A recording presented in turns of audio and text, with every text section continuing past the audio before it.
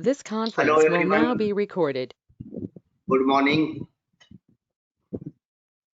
तो मेरे ख्याल से मल्टी थ्रेडिंग बहुत डिफिकल्ट तो है नहीं, आसानी से समझ में आने वाला है। कुछ है नहीं था। देखो ये तो ये हमने एक यूआई बनाया था, यूआई में एक लेबल ऐड किया था, फिर हमने अपनी थ्रेड क्रिएट करके और ये स्टार्ट करा दी थी। अब थ्रेड स्टार्ट होगी तो रन मेथड कॉल होगा, रन मेथड कॉल होगा तो ये लूप रन करेगा 10 बार।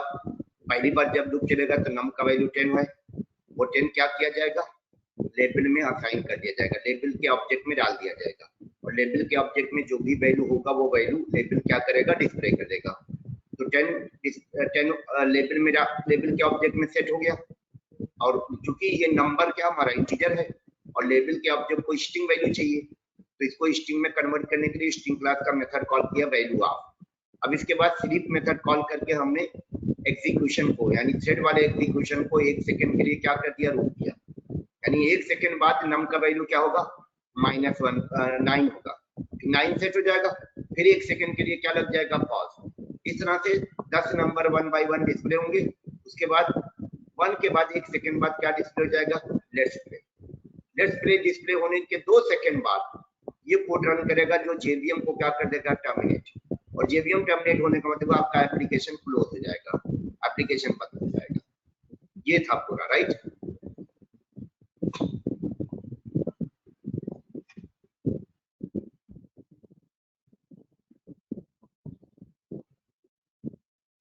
अब 2 सेकंड बाद देखना हमारा एप्लीकेशन क्लोज हो जाएगा। ठीक है एवरीवन, अभियास कंचन समझ में आ रहा है? अच्छा, ये देखो हमारा ये सिस्टम का टाइम दिख रहा है यहाँ पर 10:01 तो हम भी चाहते हैं कि हमारे भी एप्लीकेशन में क्या शो किया जाए, सिस्टम का टाइम। डेट भी शो कर सकते हैं लेकिन डेट चेंज नहीं होगा, डेट चेंज होगा 24 आवर्स के बाद, बट टाइम क्या होगा, हर 1 सेकंड पे चेंज होगा। करने जा रहा हूं टाइम को कैसे यूज करेंगे, मतलब हम अपने यूआई में क्या दिखाना चाह रहे हैं, टाइम। इसको मैं नाम दे देता हूं टाइम है, यानी इससे काम क्या दूंगा, टाइम को शो करना। सेम इसी तरह का यूआई बना लेता हूं, है ना। लेबल में अभी इनिशियली क्या होगा, कोई वैल्यू नहीं होगा, टाइम हमें क्या मालूम क्या होगा, तो लेबल का इनिशियल वैल्यू क्या रख दिया, ब्लैंक कर दिया। ये हमारा फ्रेम का साइज हो गया, बाकी सब कुछ सेम रहेगा।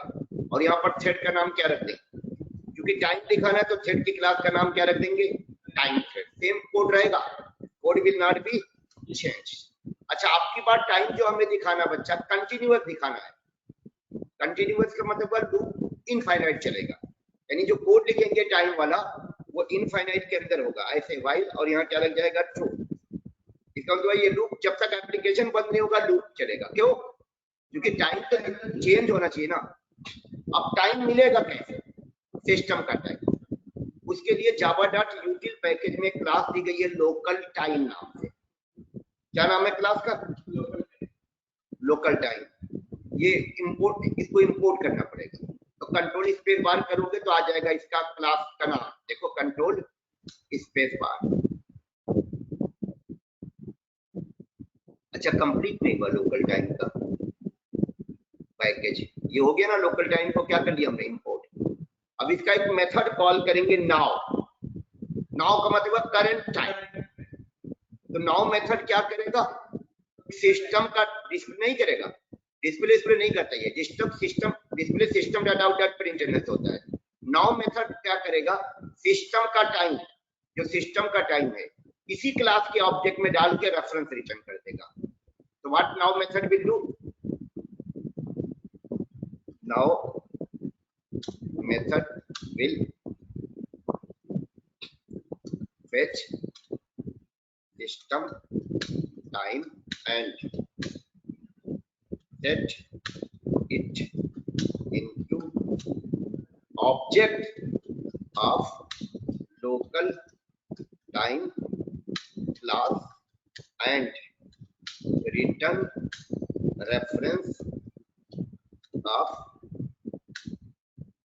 this object। तो नाउ मेथड क्या करेगा, सिस्टम का टाइम फेच करेगा और टाइम फेच करके उसको लोकल टाइम क्लास का ऑब्जेक्ट बनाएगा। टाइम कहां सेट कर देगा, ऑब्जेक्ट में, और हमें क्या रिटर्न करेगा, ऑब्जेक्ट का रेफरेंस। नाउ मेथड करेगा क्या, फिर से समझो, नाउ मेथड हमारे सिस्टम से टाइम लेगा, यानी ओएस से कहेगा कि आप हमें अपना क्या दे दो, टाइम। जो उसे टाइम मिलेगा कहीं ना कहीं तो स्टोर करेगा, कहाँ स्टोर करेगा, लोकल टाइम क्लास के ऑब्जेक्ट में, और हमको हमारे लिए काम कर रहा है, हमको क्या दे देगा, ऑब्जेक्ट का रेफरेंस कहेगा, तो इसमें से आप निकाल लो। हमने सिस्टम का टाइम इसमें क्या कर दिया, सेट कर दिया। जैसे आप 3rd फ्लोर पर रहते हो, नीचे गले में सब्जी वाला आया तो आपने एक बैग लटका दिया, झोला, उसमें उसने सब्जी रख दिया, आपसे कहा सब्जी यहाँ से निकाल लो। तो वही चीज यहाँ पर है। नाउ मेथड क्या करेगा, कंफर्म है जो मैंने लिखा नाउ मेथड के बारे में। ऑनलाइन बच्चा लोग, ये जो नाउ मेथड कॉल किया गया, आपको अक्सर इसकी जरूरत पड़ेगी।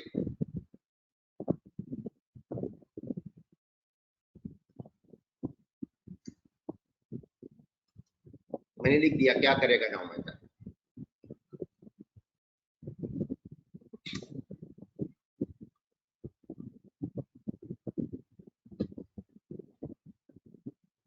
Now will fetch, now method की बात करें, now method will fetch system time and set it into object of local time class and return the reference of that object. अब मुझे क्या लेना पड़ेगा, ये जो रिटर्न करेगा, तो इसके लिए लोकल टाइम टाइप का क्या बना दिया, वेरिएबल। अब इस टाइम वेरिएबल में क्या स्टोर हो जाएगा, लोकल टाइम के ऑब्जेक्ट का रेफरेंस। टाइम मत भूलना, लोकल टाइम के ऑब्जेक्ट का रेफरेंस। इसी में क्या पड़ा होगा, सिस्टम का टाइम। टाइम में क्या क्या होगा, टाइम में होगा आर, मिनट, सेकेंड और मिली सेकेंड। लेकिन हमें क्या चाहिए, आर, मिनट और सेकेंड चाहिए टाइम। अब हम इसमें से आर निकालेंगे, एच की वैल्यू। एच की वैल्यू कैसे निकालेंगे, ऑब्जेक्ट में से कुछ भी निकालना होता है तो कैसे निकाला जाता है, गेट मेथड कॉल करते हैं। कोई भी काम करना होगा मेथड, और कोई ना कोई गेट मेथड होगा, तो मेथड का नाम है गेट आर। इसका मेथड है टाइम लोकल टाइम क्लास का। तो कौन सा मेथड कॉल कर लिया, गेट आर। तो इससे हमें क्या मिल गया, लोकल टाइम क्लास के ऑब्जेक्ट में जो आर वाली वैल्यू है, आर वाली मिल जाएगी। फिर अगला मेथड क्या कॉल करेंगे, गेट मिनट। तो हमें कौन सी वैल्यू मिल जाएगी, मिनट वाली। अब अगला मेथड कौन सा होगा, डेफिनेटली गेट सेकेंड। सेकेंड नहीं, पूरा बोलो। तो कोड वाइज समझ में आ रहा है। यहाँ कोड वाइज मैंने क्या किया, लोकल टाइम क्लास का कौन सा मेथड कॉल किया, नाउ मेथड क्या करेगा, सिस्टम का टाइम फेच करेगा, लोकल टाइम क्लास का ऑब्जेक्ट बनाएगा, ऑब्जेक्ट में उसे सेट करेगा, और हमें क्या दे देगा, ऑब्जेक्ट का। हमारे प्रोग्राम के लिए काम कर रहा है ना, हमारे प्रोग्राम ने नाउ मेथड को कॉल किया। तो नाउ मेथड की जिम्मेदारी है कि सिस्टम का जो करंट टाइम है वो हमारे प्रोग्राम को दे। तो समझो, नाउ एक अलग प्रोग्राम है, हमारा एक अलग प्रोग्राम है। एक प्रोग्राम दूसरे प्रोग्राम को कैसे वैल्यू देता है, ऑब्जेक्ट में डाल के। मतलब नाउ मेथड क्या करेगा, लोकल टाइम क्लास का ऑब्जेक्ट बनाएगा, और लोकल टाइम का ही मेथड है ये। अब हमारे पास तीनों वैल्यू आ गई, और तीनों वैल्यू हमें कहाँ सेट करना है, लेबल में, जो हमने लेबल ऐड कर रखा है। पहले डॉट सेट टेक्स्ट, और टेक्स्ट में क्या सेट करना है, एच की वैल्यू प्लस कोलन, बीच में क्या लगा दो, कोलन, प्लस एम की value plus colon plus S की वैल्यू, और स्लीप मेथड कॉल कर दो। 1 सेकंड के लिए स्लीप लगा दो। तो थ्रेड का कौन सा मेथड कॉल करो, स्लीप। इसमें क्या पास कर दो, 1 सेकंड, और स्लीप के बाद क्या जाएगा, कैच। कैच में एक्सेप्शन डायरेक्ट लिख दो, और ईएफ, और curly brace open and close. बस रन करा के देखिए।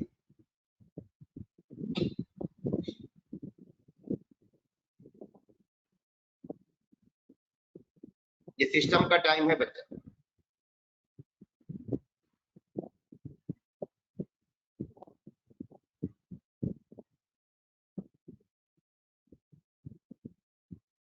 सर अगर हम इसे ऐसा करना, जैसे 10 सेमीकोलन 09 सेमीकोलन 08 09 तक चले, बाद में 10 दिया रहे।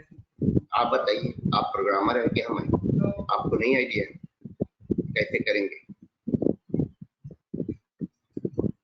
आपको भी पता होना चाहिए कैसे करेंगे।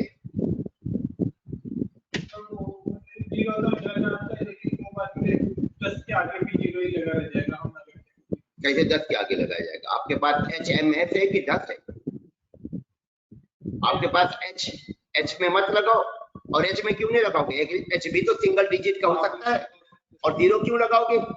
अगर एस सिंगल डिजिट का है तब 0 होना चाहिए ना। अगर एस 2 डिजिट का है तो 0 क्यों होना चाहिए फिर? और लगाना को तो कॉन्कैटिनेट कर दो, इसके साथ क्या कर दो?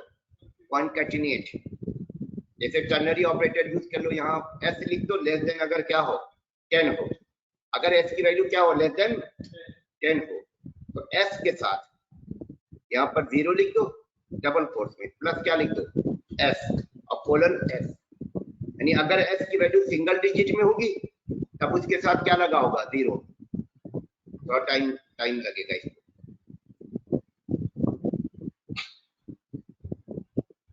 अभी जब ये क्या नाम है 0 होगा तो ये 0 कर देगा इसको। ये तो सिस्टम का टाइम है बच्चा। 10 बज के देखो यहाँ पर जो चल रहा ऊपर।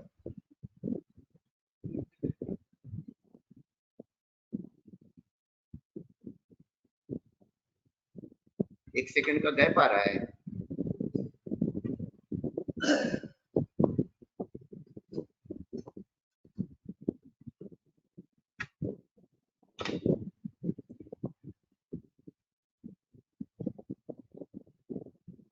ऑलमोस्ट बराबर है, थोड़ा सा और फर्क आ रहा है।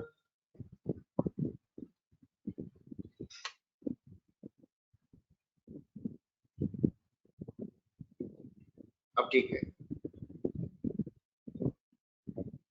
एग्जैक्ट नहीं हो सकता, मतलब इतना तो कर दिया हमने। आया कि नहीं 0? 10 से अगर छोटा होगा तो 0 और एस दोनों मिल के आएंगे, और अगर 10 या 10 से बराबर जाएगा तो 0 एस के साथ मिलेगा। पहले एक बार देख लो आ रहा है नहीं आ रहा।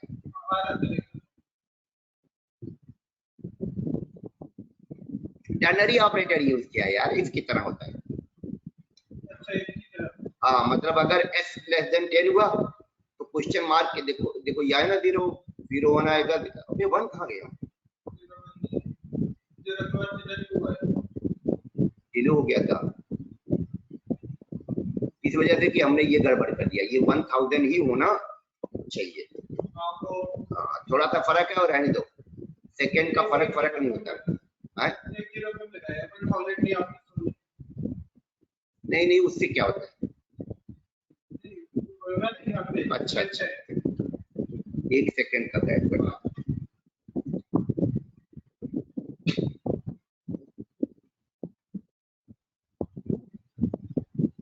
मैंने यहाँ लिखा है कि अगर एस की वैल्यू क्या हो, अगर एस की वैल्यू 10 से कम हो तो एस और 0 को कॉन्कैटिनेट करके रिटर्न करो।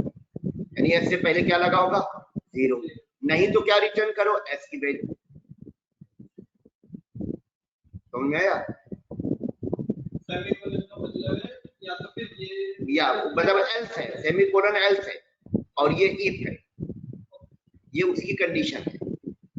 यानी अगर एस का वैल्यू क्या होगा? 10 से कम होगा तो ये वाला एक्सप्रेशन रन करेगा और इसका रिजल्ट रिटर्न होगा, नहीं तो ये वाला। तो ये ऐसे सीधे एस है। यही चीज आप किसके साथ लिख दीजिए?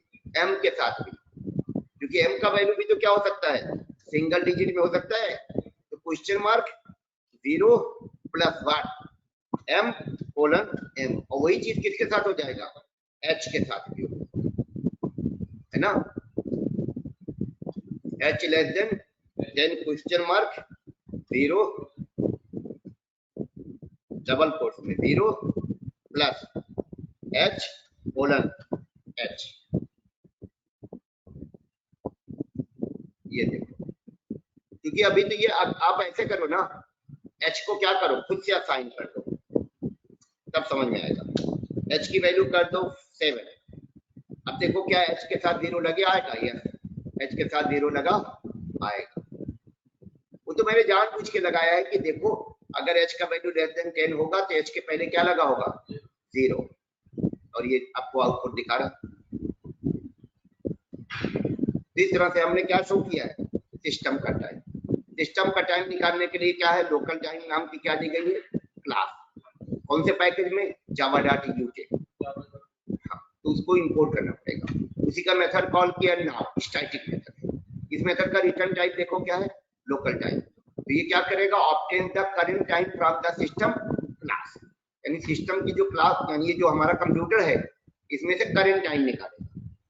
और करंट टाइम क्या करेगा, कहाँ स्टोर करेगा, निकाले। कोई भी बच्चा मेथड जब काम करेगा तो डेटा कहीं न कहीं स्टोर करेगा, तो लोकल टाइम के ऑब्जेक्ट में स्टोर कर देगा और उस ऑब्जेक्ट का रेफरेंस हमें रिटर्न कर देगा। तो ऑब्जेक्ट हमने नहीं बनाया आपकी बार, अभी तक हम न्यू से ऑब्जेक्ट बनाते थे, लेकिन इस बार ऑब्जेक्ट हमारे लिए किसने बनाया, नाउ मेथड ने।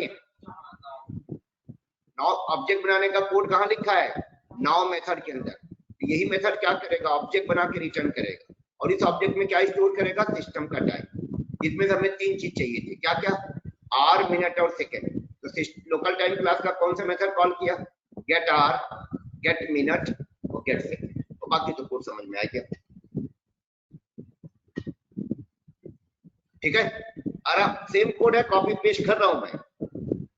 अच्छा, कभी कभी हमें क्या करना होता है, वो जो मैंने कल गेम दिखाया था उसमें मैंने कहा था इतने से इतने तक का लूप चलेगा, यानी टाइमर कहते हैं, स्टॉप वॉच। स्टॉप वॉच हम 0 से स्टार्ट करेंगे, तो एक स्टॉप वॉच बनाते, देखो।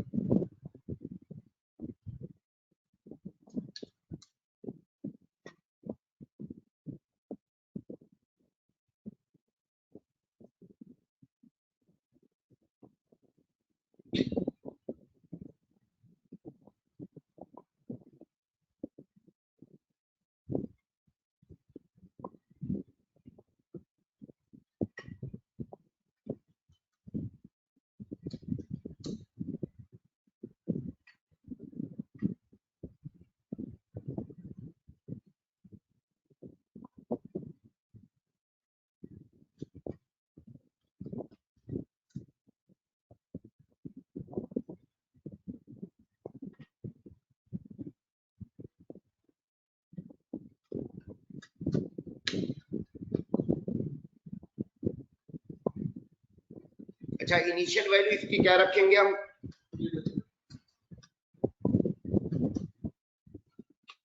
ठीक है।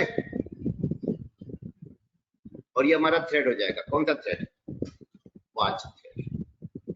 थ्रेड की क्लास का नाम क्या दे दिया, और हमारे पास 3 वेरिएबल होंगे, यहाँ पर 3 वेरिएबल डिक्लेयर कर दीजिए इसी क्लास के अंदर। h इसकी वैल्यू 0, m इसकी वैल्यू 0, s इसकी वैल्यू 0, ठीक है। यहाँ पर टाइम नाम का एक वेरिएबल बनाइए, स्ट्रिंग टाइप का।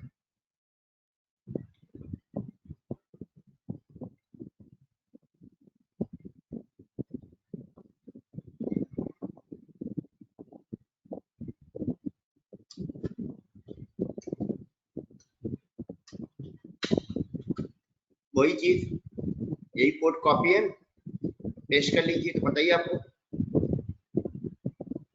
या इसी में डाल देते हैं ना, है तो लिखा हुआ है, ये कोड तो लिखा हुआ है, सिस्टम का नहीं, अब की बार हमारा है ना। और यहाँ पर s में एक का क्या करें, एक का इंक्रीमेंट। और अगर s की वैल्यू क्या हो जाए, अगर s का वैल्यू 60 हो जाए तो s को 0 कर दें और m में एक का इंक्रीमेंट कर दें। इसी तरह अगर m की वैल्यू क्या हो जाए, 60 हो जाए, तो बोलो यार, m को 0 कर देंगे और h में एक का, ये तो माय लॉजिक है यार, हो गया, बन गया स्टॉप वॉच।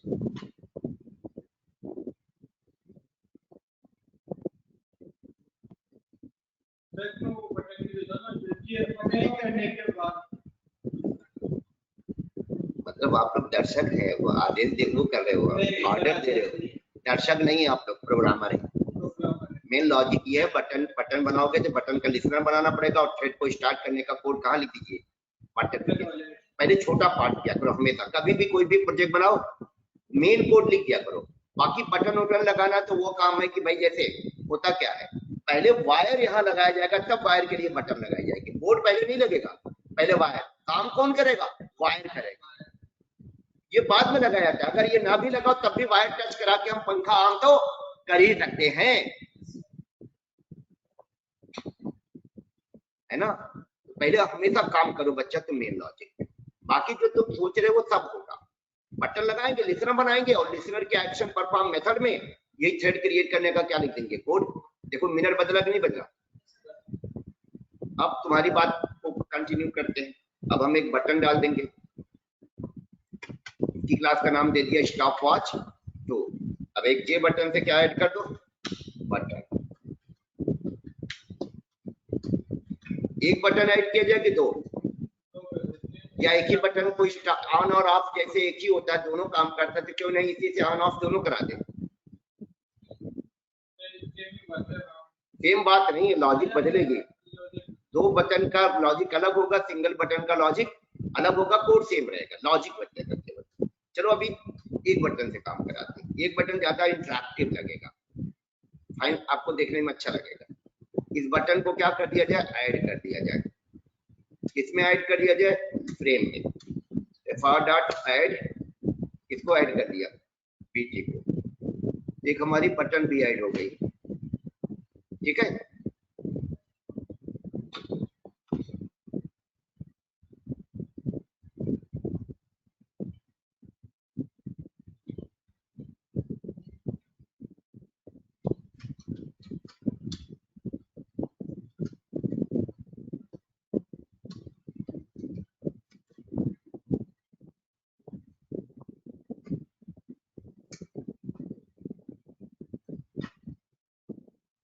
थोड़ा नीचे लाते, राइट।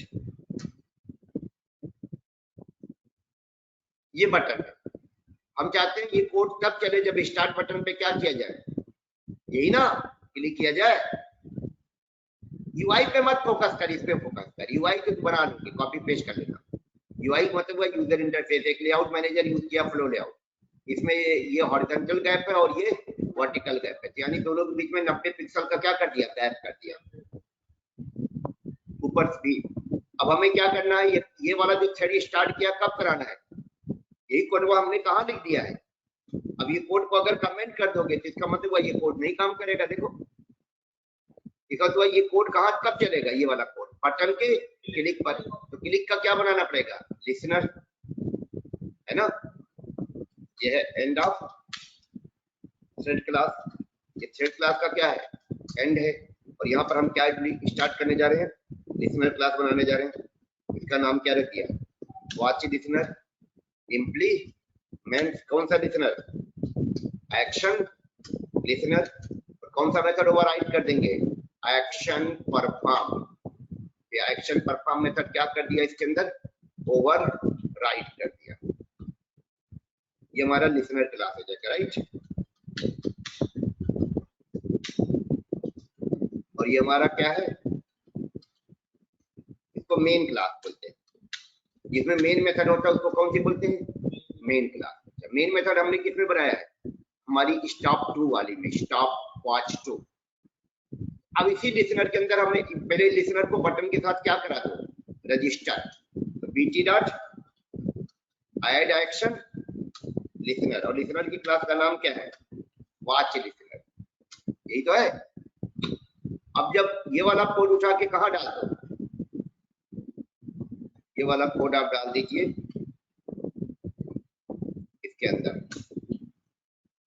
डाल दिया। अब आप रन कराओ,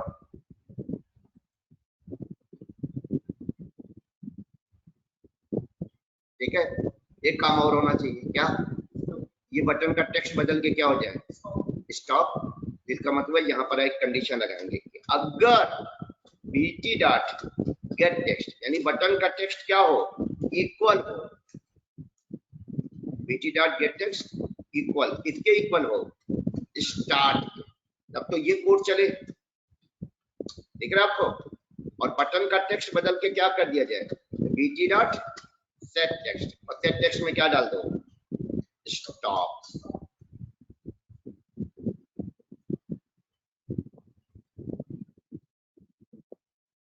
हो गया कि नहीं हो गया,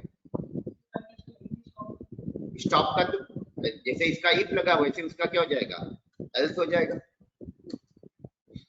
बट इसके लिए थ्रेड को स्टॉप करने के लिए हमें क्या करना होगा, थ्रेड को किल करना पड़ेगा ना, और थ्रेड को किल करने के लिए लूप क्या करना पड़ेगा, टर्मिनेट। और लूप को टर्मिनेट करने के लिए हम एक बुलियन टाइप का ऊपर क्या बनाते हैं, वेरिएबल, और इसका नाम दे देते हैं स्टार्ट। और स्टार्ट की वैल्यू क्या कर देते हैं, ट्रू। और यहां पर क्या लिख देंगे, स्टार्ट। ठीक है। और ये जैसे क्लिक किया जाएगा स्टार्ट की वैल्यू क्या कर देगा, फॉल्स। और बटन का text BT dot set text फिर से क्या कर देगा, स्टार्ट कर देगा। और एच एम एस तीनों की वैल्यू क्या कर देगा, 0। अच्छा एच एम एस तो वहां पर बना, इसको ऊपर डिक्लेयर करना पड़ेगा, किसके ऊपर, क्लास, जिससे कि तीनों में यूज हो जाए।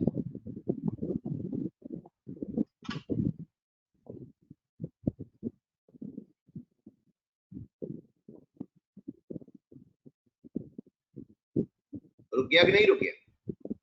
अच्छा जब स्टार्ट करोगे ये फिर से 0 हो जाएगा, तो मैंने 0 कर रखा, देखो ये क्या हुआ, दोबारा क्लिक पे क्यों नहीं चला, देखते हैं स्टार्ट।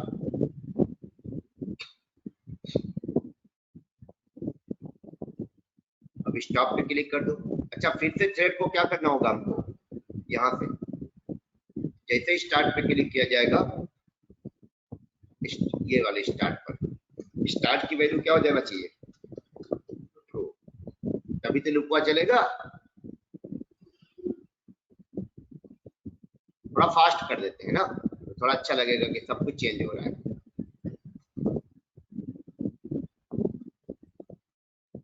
जानबूझ के फास्ट किया है, बाद में आप इसको 1000 कर देना। अब जैसे स्टॉप कर दो, स्टॉप हो गया। अरे बस वो लूप को रोकना है यार, लूप में इसलिए कंडीशन में क्या डाल दिया, वेरिएबल स्टार्ट। स्टार्ट कैसा वेरिएबल है, बुलियन। जब इसका वैल्यू ट्रू रहेगा तो लूप चलेगा, इसका वैल्यू फॉल्स हो जाएगा तो लूप नहीं चलेगा। अब स्टार्ट करो फिर से 0 से स्टार्ट होगा, स्टॉप कर दो फिर से क्या हो जाएगा, स्टॉप, स्टार्ट करो स्टार्ट हो जाएगा। ठीक है ऑनलाइन बच्चा लोग, समझ में आ रही कोड जो मैंने लिखा है, किसका, वाच लिसनर वाला। बोलो ये लॉजिक समझ में आ रहा है नहीं आ रहा है। अगर बटन का टेक्स्ट किसके इक्वल हो, स्टार्ट के, तो स्टार्ट की वैल्यू ट्रू कर दिया जाए, थ्रेड को स्टार्ट कर दिया जाए, और बटन का टेक्स्ट चेंज करके क्या कर दिया जाए, स्टॉप। और जब स्टॉप पे क्लिक करेगा तो ये कंडीशन क्या हो जाएगी, फॉल्स। कंट्रोल कहाँ जाएगा, एल्स में। एल्स में जाते ही स्टार्ट की वैल्यू क्या कर दी जाएगी, फॉल्स। बटन का टेक्स्ट बदल के फिर से क्या कर दिया जाएगा, और HSMS की वैल्यू क्या कर दी जाएगी, 0। ठीक है बच्चा, समझ में आया कि नहीं आया। तो इस तरह से आराम से आप अपना इस तरह की चीजें आप थ्रेडिंग के थ्रू कर सकते हैं। ये है मल्टी थ्रेडिंग, इसमें बहुत ज्यादा मेहनत मत करना, इतना बहुत है। इस तरह का जो भी एप्लीकेशन बनाना चाहे करा सकते हैं।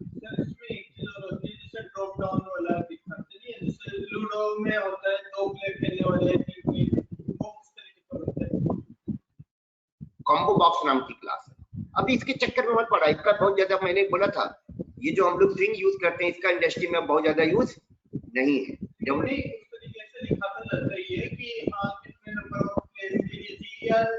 अरे मैंने कहा स्विंग पे काहे फोकस कर रहे हो, तो स्विंग से एप्लीकेशन नहीं बनाया जाता, उसके लिए HTML CSS में ड्रॉप डाउन बॉक्स बनाना सीखो ना, आगे वेब डेवलपमेंट में सिखाएंगे। स्विंग में बहुत ज्यादा चक्कर में मत पड़ना, मैंने पहले भी कहा था, हम तो स्विंग आपको सिर्फ इसलिए सिखाएं कि आपको ऑब्जेक्ट बनाना आ जाए, मेथड कॉल करना आ जाए, ये सब आ जाए।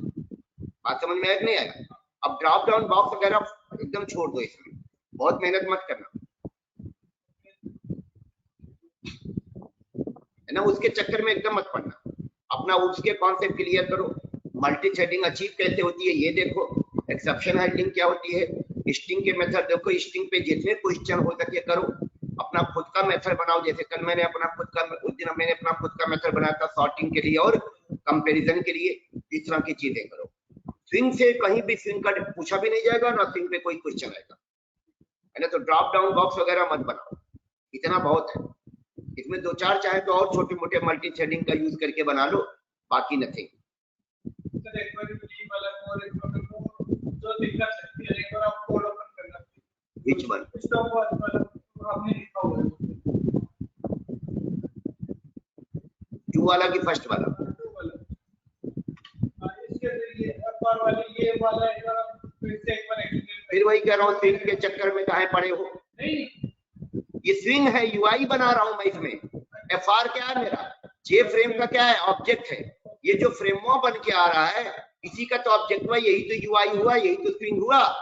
तो ये जे फ्रेम का मैंने ऑब्जेक्ट बनाया, जे लेबल का ऑब्जेक्ट बनाया है, मतलब ऑब्जेक्ट बनाने मतलब ऑब्जेक्ट बनाने का कोड लिखा है। जे बटन का ऑब्जेक्ट बनाने का कोड लिखा है। ये फ्रेम क्लास का सेट साइज मेथड कॉल किया है, फ्रेम क्लास का सेट रिसाइजल मेथड कॉल किया। क्यों कॉल किया है पता ही आपको? सेट साइज मेथड कॉल करके मैंने बताया मेरे फ्रेम का विड्थ क्या होगा और हाइट क्या होगा। सेट रिसाइजल मेथड कॉल करके मैंने फ्रेम की रिसाइजल प्रॉपर्टी क्या करा दिया? False. Set location method call करके रिलेटिव टू उसमें नल पास करके सेंटर में लाया। सेट डिफॉल्ट क्लोज ऑपरेशन इसलिए कॉल किया कि फ्रेम पे क्लोज बंद किया जाए तो जेवीएम भी बंद हो जाए। और फ्रेम के अंदर कंपोनेंट ऐड करने के लिए लेआउट सेट किया है। कौन सा लेआउट सेट किया है? सेट फ्लो लेआउट क्लास का ऑब्जेक्ट। और इसके कंस्ट्रक्टर में क्या क्या पास किया है? एक कांस्टेंट पास किया है कि हमारा कंपोनेंट कहाँ हो? सेंटर में हो। कंपोनेंट के बीच में अगर दो एक से ज्यादा कंपोनेंट हो तो उनके बीच में हॉरिजॉन्टल गैप कितना हो? 200 हो। और हॉरिजॉन्टल गैप कितना हो? Vertical gap. ये हॉरिजॉन्टल गैप हो गया और ये वर्टिकल 100 हो। मेथड कॉल किया है। पहचानो ना, कोड पहचानो। 8 कमांड रट्टा मारे हो ना, हाँ, उन्हीं में से एक कमांड था मेथड कॉल करने का। ये मेथड कॉल किया है और ये मेथड के अंदर क्या पास किया है? पैरामीटर। और ये पैरामीटर एक कमांड है और ये कमांड क्या करेगा? फ्लो लेआउट क्लास का ऑब्जेक्ट बनाएगा। और जब ऑब्जेक्ट बनता है तो क्या रिटर्न होता है बच्चा? ऑब्जेक्ट का रेफरेंस। अगर मैं बोलूं सेट लेआउट मेथड में मैंने क्या पास किया है तो आप क्या आंसर दोगे? फ्लो लेआउट क्लास के ऑब्जेक्ट का रेफरेंस। अगर मैं बोलूं यहाँ set default close operation method में मैंने क्या पास किया है तो क्या बोलोगे?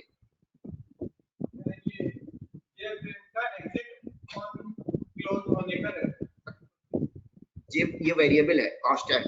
तो जे फ्रेम हमने इस मेथड के अंदर पास किया इस वेरिएबल की वैल्यू। ये एक वेरिएबल है बच्चा, हाँ एक वेरिएबल है। इसकी वैल्यू 3 होती है। 3 मत बोलना, इस वेरिएबल की वैल्यू बोलना, क्योंकि ये वेरिएबल का नाम, इस वेरिएबल की वैल्यू पास की है। रेफरेंस क्या होता है? रेफरेंस ऑब्जेक्ट न्यू से बनता है कि रेफरेंस होता है? हर चीज में रेफरेंस मारोगे। अगर मैं बोलूं set location relative to method को क्या पास किया तो आप कहोगे नल पास किया है। सेट रिसाइजल को क्या पास किया? फॉल्स पास किया, फॉल्स। सेट साइज में क्या पास किया? Integer value 400। Set font method में क्या पास किया है? फॉन्ट क्लास के ऑब्जेक्ट का रेफरेंस। फॉन्ट क्लास के कंस्ट्रक्टर में क्या पास किया है? एक स्ट्रिंग वैल्यू पास किया है और ये प्लेन वेरिएबल की वैल्यू पास किया है। प्लेन एक वेरिएबल है, इसकी वैल्यू पास किया है और 30 पास किया। ये पहचानो। ऐड मेथड में क्या पास किया? लेबल के ऑब्जेक्ट का रेफरेंस। इस ऐड मेथड में कॉल किया है? बटन के ऑब्जेक्ट का reference. Add action listener method में क्या पास किया है? वॉच लिसनर के ऑब्जेक्ट का रेफरेंस। ये तो यूआई का पार्ट है, इसके चक्कर में क्यों पड़े? और जानकारी बस खाली रखो क्या क्या किया है मैंने, अंदर क्या क्या किया ये याद रखना होगा तुमको। क्लियर है एवरीवन? तो इतना बहुत है। अब स्टार्ट करते हैं क्या? एडवांस जावा। ये एडवांस जावा में क्या क्या चीजें करना है, पहला टॉपिक क्या होगा, इतना प्रैक्टिस कर लीजिए। उसके कॉन्सेप्ट वगैरह थोड़ा तैयार कर लीजिए। बनाने को जिसमें आप बहुत कुछ बना सकते हैं। अगर आप एक्सपेरिमेंट करना चाहें तो छोटे मोटे कोड अच्छा खासा आप लिख सकते हैं। जैसे मैंने स्टॉप वॉच बनाया, उल्टा बनाइए। जैसे एक एग्जाम होता है, एग्जाम में मान लिया जाए 15 क्वेश्चन है, हाँ उल्टा का मतलब हुआ जैसे रिवर्स ऑर्डर में चले। जैसे 7 मिनट 30 सेकंड का पेपर है, एक एक का क्या हो, चलो उसको भी करके देख लेते हैं कि स्टॉप वॉच और बनाते हैं एग्जाम के लिए, इसी में कर लेते हैं।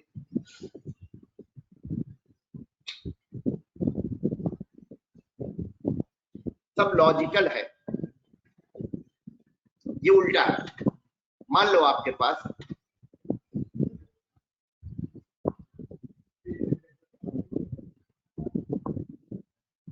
और इसमें बटन नहीं रहेगा, आपकी बार इसमें बटन नहीं रहेगा।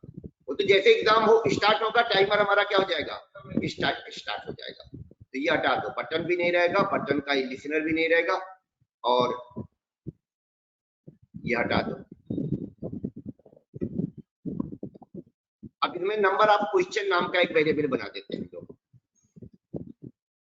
NOQ, और एक क्वेश्चन पे हम क्या देंगे, एक क्वेश्चन पे हम 30 मिनट का टाइम अलॉट कर रहे हैं।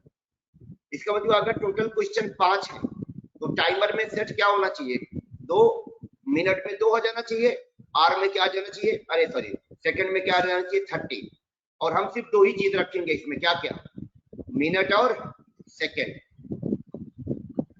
मतलब हमारा पेपर अगर 1.5 घंटे का होगा, हम 90 मिनट लिखेंगे। समझ में आया कि नहीं आया? 90 मिनट का पेपर है, 1.5 घंटा नहीं, 1 आवर 30 मिनट नहीं, 90 मिनट। यानी हम सिर्फ 2 वैल्यू दिखाएंगे, क्या क्या, तो मिनट और सेकंड की इनिशियल वैल्यू क्या रखा जाएगा, अरे नंबर ऑफ क्वेश्चन पे बेस होगा ना, तो नंबर ऑफ एक क्वेश्चन पे 30 मिनट देना हमको, 30 सेकंड सॉरी।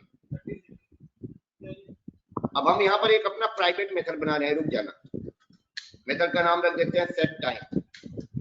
इसका काम क्या होगा, टाइम सेट कर देना H और M में, H की वैल्यू क्या, और यहाँ से सेट टाइम मेथड कॉल कर दिया। अब बताओ H की वैल्यू क्या होगी और S की वैल्यू क्या होगी, M की वैल्यू और S की वैल्यू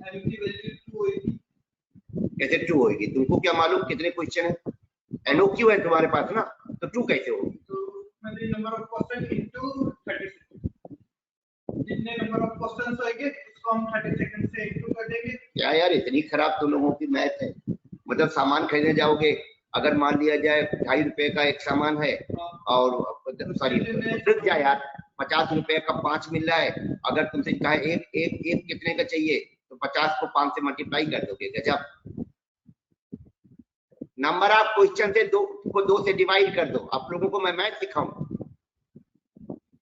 मल्टीप्लाई कर रहे हैं 30 से, नंबर ऑफ क्वेश्चन को क्या डिवाइड करेंगे 2 से, तो क्या मिल जाएगा, मिनट, कितने मिनट का पेपर है यार, आपने कहा था कि एक क्वेश्चन 30 सेकंड का है, हाँ तो क्वेश्चन की कितना मिनट हुआ, कितना मिनट हुआ, तो सर एक क्वेश्चन अगर नंबर ऑफ क्वेश्चन बाई 2 करोगे क्या आएगा बताओ, अगर 30 क्वेश्चन है तो कितने मिनट का हुआ, 30/2 डिवाइड में 2 कर दो। तो मैं क्या बोल रहा हूँ और तुम क्या बोल रहे थे, अब मेरी बात पे तुम आ गए, मैंने क्या बोला था, तुमने मल्टीप्लाई 30, आपने 2 तरीके से क्वेश्चन को सॉल्व किया, आपने किया कि जितने नंबर ऑफ क्वेश्चंस है उसको 2 से डिवाइड कर दो, तो हमारे पास नंबर ऑफ सेकंड्स आ जाएंगे। मैंने नंबर ऑफ सेकंड आ जाएंगे कि नंबर ऑफ सेकंड आ जाएंगे कि मिनट आ जाएंगे, काहे इतना कंफ्यूज कर रहे हो, तो मैंने तो यही पूछा मिनट की वैल्यू क्या होगी, मिनट की वैल्यू मुझे क्या लिखो यहाँ पर बोलो, तुमने बोला 2 लिख दीजिए, 2 कैसे लिख दीजिए, तो तुम्हारे पास NOQ है कि नंबर ऑफ क्वेश्चन है, नंबर ऑफ क्वेश्चन तो डेटाबेस से आएगा, NOQ नाम का वेरिएबल है, NOQ इसमें मिनट की वैल्यू क्या होगी,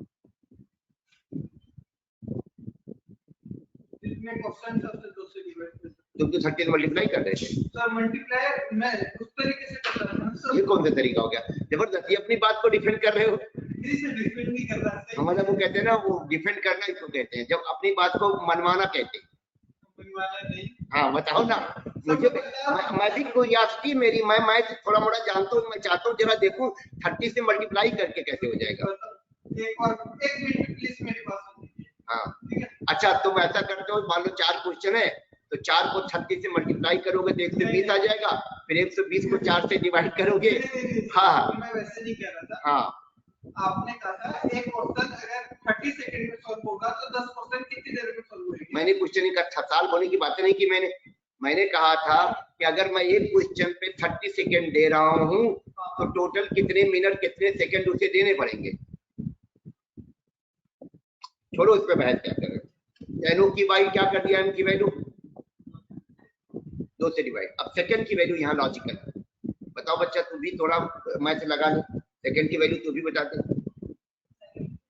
नहीं बताओगे ना क्योंकि इंटरेस्ट नहीं रहता, ये सब करने के लिए इंटरेस्ट लेना पड़ता है, लास्ट से इसका क्या लेना देना है, लास्ट क्लास से इसका क्या लेने देना है, अगर एक पेपर है आपका, अगर एक पेपर है और उसमें 10 क्वेश्चन है या 11 क्वेश्चन है और कहा आपको निकालना हो कितने मिनट कितने सेकंड हो और आपके पास नंबर ना हो लेकिन वेरिएबल हो, तो मिनट की वैल्यू क्या होगी, सेकंड की वैल्यू क्या होगी? तो मैथ है यार।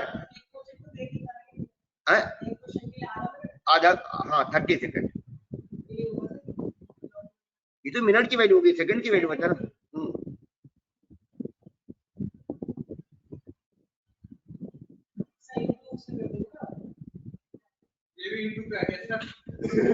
एक्चुअली होता क्या है ना, इंटू की बातें नहीं है, इंटरेस्ट की बात होती है, क्यूरियोसिटी की बात होती है। बात ये होता है कि आदमी कितना इंटरेस्ट ले रहा है, कितना क्यूरियोसिटी ले रहा है। ये तो मैं अप्रोच है यार, कोई भी गांव का बनाई बता देगा। अगर नंबर ऑफ क्वेश्चन इवन है तब तो एस की वैल्यू 0 होगी, और अगर नंबर ऑफ क्वेश्चन ऑड है तो एस की वैल्यू 30 होगी। जबरदस्ती सर हिला रहे हो, जबरदस्ती सर हिला रहे हो। सीधा तो बात है, अगर 10 क्वेश्चन होगा तो सेकंड 0 हो जाएगा, 11 क्वेश्चन होगा सेकंड क्या हो जाएगा, ऑड इवन पे हो जाएगा। एस की वैल्यू क्या होगी, NO Q modulo 2 double equal 0 question colon question mark 0 colon 30।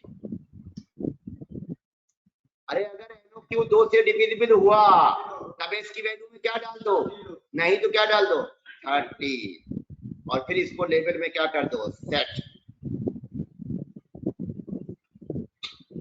Level में क्या करा दिया हमने, सेट करा दिया। किसकी वैल्यू, वही एम और एस की वैल्यू, ठीक है। और यहाँ पर रहेगा ट्रू। अभी ये लॉजिक थोड़ा सा गड़बड़ है, इसको सुधारेंगे। इसमें भी लॉजिकल है। बच्चा क्या नाम है विनय, इसका पिछले वाले पे लेना देना नहीं था। मैं आपसे वही क्वेश्चन मैं वही क्वेश्चन पूछूंगा जो रेलिवेंट हो, वही मेथड फेदर का नाम नहीं पूछूंगा मैं, याद रखना। और यहाँ पर मैं क्या करूंगा, वॉच थ्रेड को स्टार्ट कर दूंगा। पहले मैं देखना चाहता हूँ कि मेरा वैल्यू सेट हुआ कि नहीं। मेरे पास टोटल क्वेश्चन कितने थे याद करिए, टोटल क्वेश्चन 5 है। अगर मैं यहाँ पर क्वेश्चन क्या कर दूं, 8 कर दूं, तो कितना सेट होना चाहिए, 4 मिनट। सेट हो रहा है ना, थोड़ा सा लॉजिकल है, ये सब चीजें करनी पड़ेंगी हम लोगों को, तब जाके इंप्रूवमेंट होगा, ठीक है। समझ में आ रहा है बच्चा?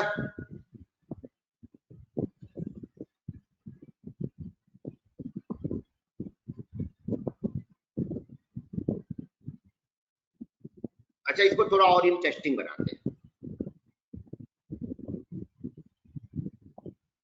2 बटन ऐड कर, तो अगले में करेंगे, चलिए इसमें करेंगे, थोड़ा आपको देखने में दिक्कत होगी। अब अगला क्वेश्चन यहाँ पर क्या आएगा, जैसे ही 1 सेकंड पूरा होगा, सेकंड की वैल्यू में अगर 0 है तो सेकंड की वैल्यू क्या कर दी जाए, 59 कर दी जाए, और अगर सेकंड की वैल्यू 30 है तो उसमें क्या कर दिया जाए, डिक्रीमेंट।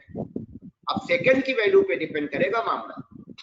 यहाँ पर क्या लिखा जाएगा, अगर सेकंड की वैल्यू क्या है, 0 है, तो सेकंड की वैल्यू क्या कर दिया जाए, 59 है ना। सेकंड की वैल्यू क्या कर दिया जाए, 59, लूप के बाहर कर दिया, तो कहाँ कर दो, लूप के अंदर।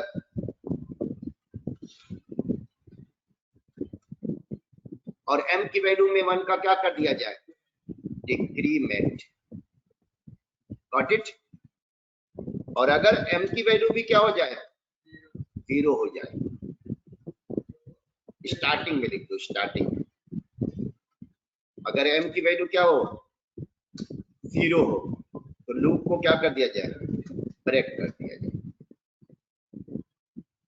थोड़ा समय ज्यादा लग जाएगा, इसलिए मैं इसको जानबूझ के क्वेश्चन कर रहा हूँ 3, हाँ, और टाइम को कर दे रहा हूँ कम। हमको टेस्ट करने से मतलब नहीं कि हमारा काम हो रहा है कि नहीं हो रहा है।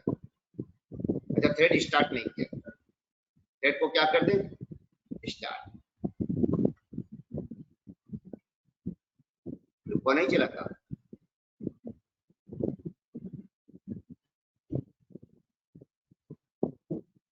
अच्छा, एफ में डिक्रीमेंट तो किया ही नहीं। एफ में एक का क्या होना चाहिए, डिक्रीमेंट। अबे ये का प्रॉब्लम,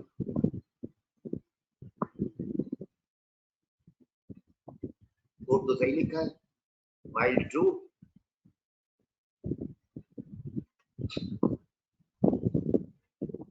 ये क्यों नहीं काम कर रहा है मेरा थ्रेड? थ्रेड तो रन कर रहा है,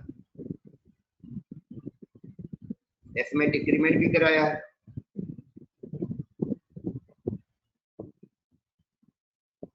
सर आपने ये सब लिखा है s इक्वल टू 0 हो तो इसके अंदर, अरे इसके बाहर है यार, एफ में डिक्रीमेंट। एफ डिक्रीमेंट देखो ना, उसको क्यों देख रहे हो? ये तो मैंने लूप के बाहर लिखा है, एफ के बाहर लिखा है।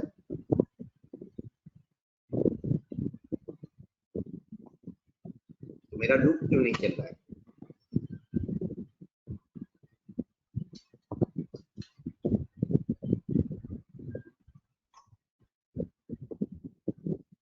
आई कंट्रोल, इसके अंदर कंट्रोलर नहीं घुस रहा है, थ्रेड स्टार्ट नहीं हुआ, इसका मतलब सिस्टम डॉट आउट डॉट प्रिंटलर लिखा है ना मैंने, वो तो काम करना चाहिए था। अबे वो खाली बात थ्रेड का क्या बना दिया, ऑब्जेक्ट, थ्रेड को स्टार्ट किया ही नहीं, क्या बकवास है यार, ये मेरी गलती है, थ्रेड को मैंने स्टार्ट नहीं किया था, तो थोड़ा फास्ट किया। तो मैं आपको दिखाना चाहता हूँ, देखिए क्या होगा जब ये 0 हो जाएगा तो यहीं पर एंड हो जाएगा।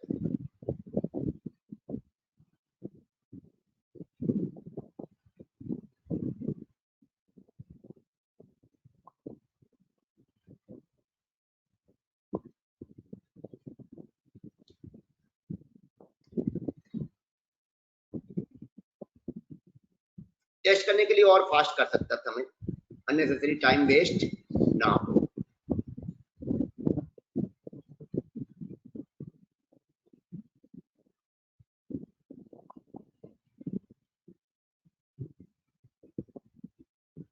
ठीक है, ये अब अगर जरा एक और देख लेते हैं, अगर नंबर ऑफ क्वेश्चन कितना होते हैं, तो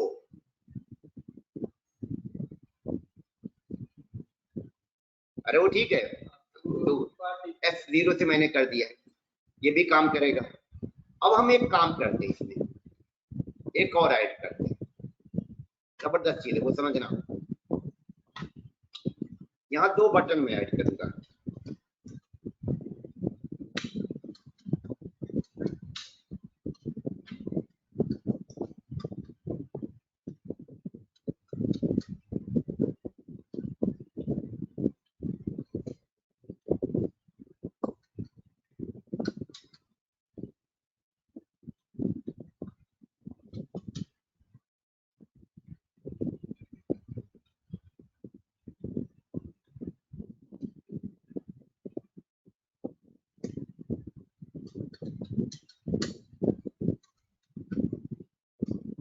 इन्वर्टर का कोई काम नहीं होगा, बस एक एक्स्ट्रा चीज आपको सिखाना चाह रहा हूँ।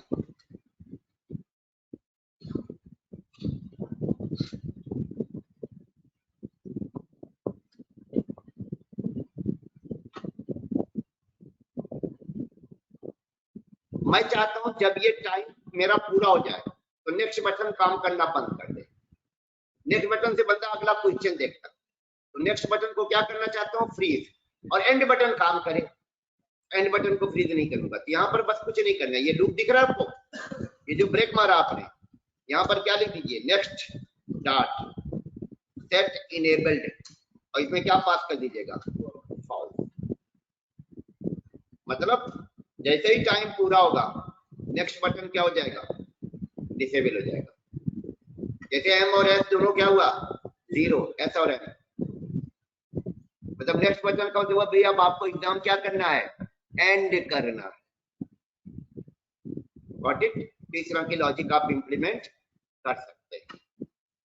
तो बहुत कुछ है, आप अपने दिमाग से मल्टी थ्रेडिंग कैसे यूज होगी, हमने तो आपको इतना आइडिया दे दिया कि मल्टी थ्रेडिंग का क्या रोल है। कैसे कैसे किया जाएगा। बाकी लॉजिक आपको लगानी है, बाकी लॉजिक आपको इम्प्लीमेंट करनी है ना। अब जैसे इसी में एक चीज आप लगाना चाहते हैं, क्या नीचे एक बैनर लगाना चाहते हैं, बैनर जो ऐसे चलता जाए और मैसेज देता जाए, है ना। हाँ, जैसे उनकी मतलब कोई भी मैसेज आप उसके अंदर फ्लैश करा दें, ऐसे चलता रहता है, बैनर कहते हैं उसको। इस तरह का बैनर भी बना सकते हैं, उसकी भी लॉजिक आप इम्प्लीमेंट कर सकते हैं। जो टेलीविजन वगैरह पे नहीं नीचे चलती है बैनर, नीचे नीचे चलाते हैं बैनर, या दुकानों पे आजकल देखो, दुकानों पे आजकल ये चलता रहता है, या रेलवे स्टेशन पे रहता है, या आपकी जो मेट्रो होती है मेट्रो में दिखाता रहता है कि नेक्स्ट स्टेशन कौन सा होगा, इस तरह की चीजें, ये सब आप कर सकते हैं, लॉजिक है बस, है ना। जैसे आप नहीं लेटर वेटर हटा पाना बड़ा डिफिकल्ट होगा, इतना खतरनाक तो नहीं कर पाएंगे। हाँ, पूरे उसको रोटेट करा दी, वो दो अलग अलग तरीके से कर सकते हैं आप।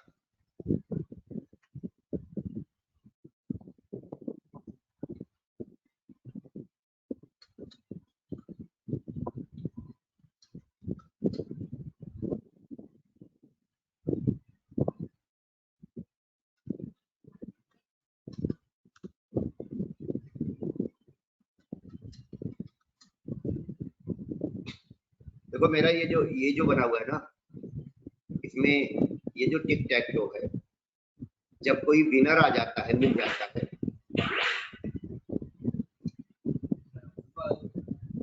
जब कोई विनर मिल जाता है तो ये ब्लिंक करता है, दिख रहा है। ये ब्लिंक कैसे करता है, ये ब्लिंक के पीछे क्या लॉजिक चलता है, उसका एक छोटा सा दिखा रहा हूँ तुमको। फिर वो वाला बैनर वाला बनाता है। ब्लिंक वाला थोड़ा इजी है, पहले इसको देख लेते हैं।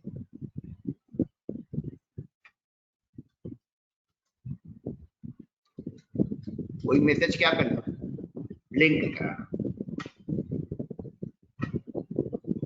मैसेज डाल दो,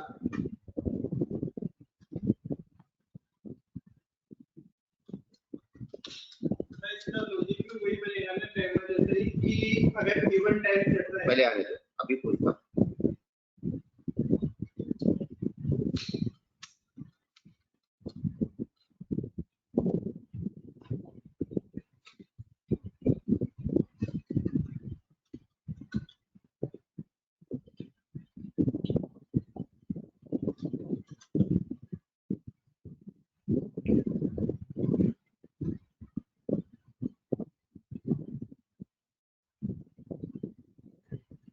हाँ बताओ क्या लॉजिक।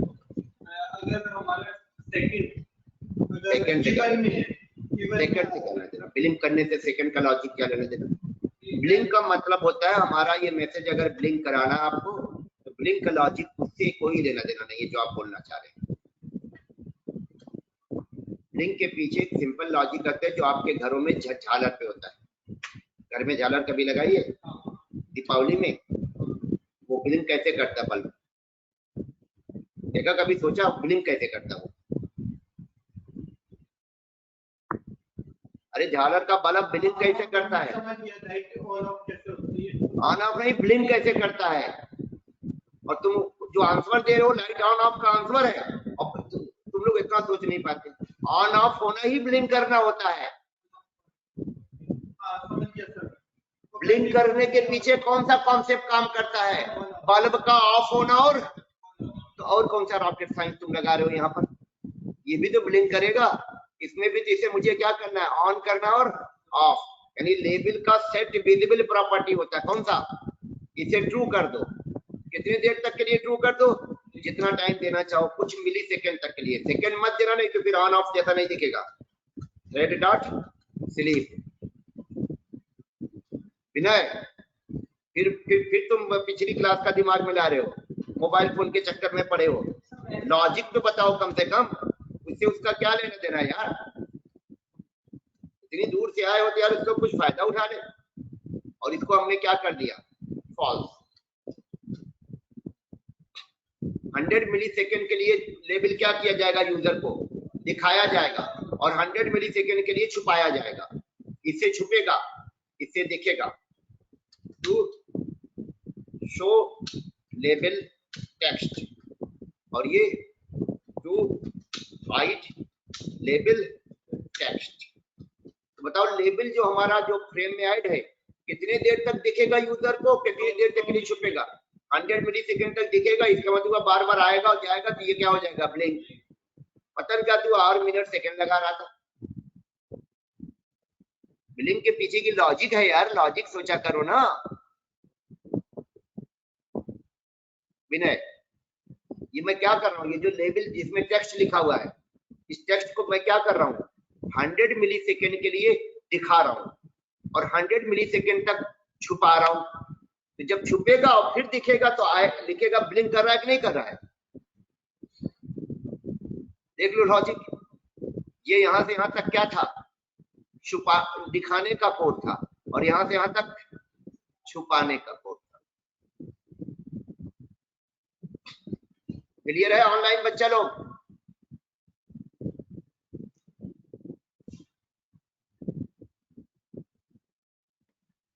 डन।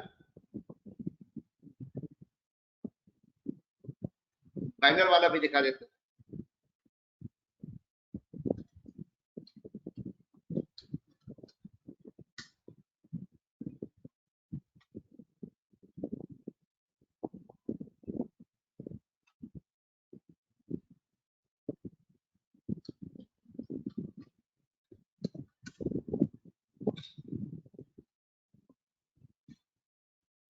ये रहेगा, welcome to the set file project. थोड़ा मेरा स्क्रीन बड़ा होगा, 1200 कर दिया है ना। और इसके बाद अब इसमें लेआउट मैनेजर में नल करना पड़ेगा, क्योंकि मुझे उसका एक्स और वाई क्या करना होगा। एक्स इधर जाएगा तो एक्स बढ़ेगा, इधर आएगा तो एक्स घटेगा। तो इसी एक्स और वाई पे काम करना है। यहाँ पर मैं एक्स नाम का एक वेरिएबल बना के इसकी इनिशियल वैल्यू क्या कर देता हूँ, 0 या 10 कर देता हूँ। अभी मैं इसको मार्की की तरह बनाऊंगा, मार्की, और y का वैल्यू मैं कर देता हूँ 350 या 340, ये y का वैल्यू हो जाएगा। और लेबल का x और y सेट कर दीजिए। LA डॉट कौन सा मेथड कॉल करेंगे, सेट बाउंस। x और y सेट करने के लिए क्या बचा, set bounce. Set bounce method call करिए। इसमें x एक्सिस पास कर दीजिए, y एक्सिस पास कर दीजिए, विड्थ पास कर दीजिए और हाइट पास कर दीजिए।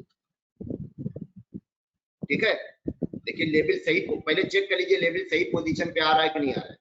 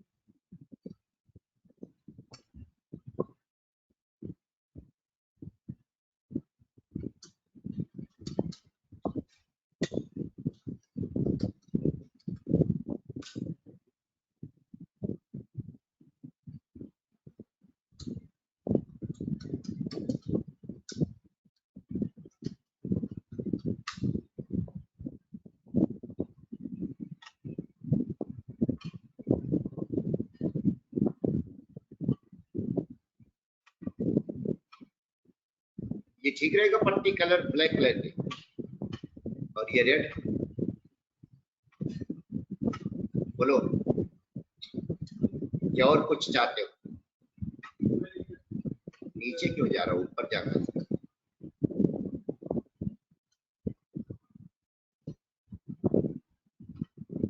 डन। अब मैं चाहता हूँ ये यहाँ से चलता हुआ यहाँ तक जाए, फिर वापस आ जाए, फिर इसको मार्किंग कहा जाता है, ऐसे चलता रहे। इसको क्या बनाना हमको? मार्किंग।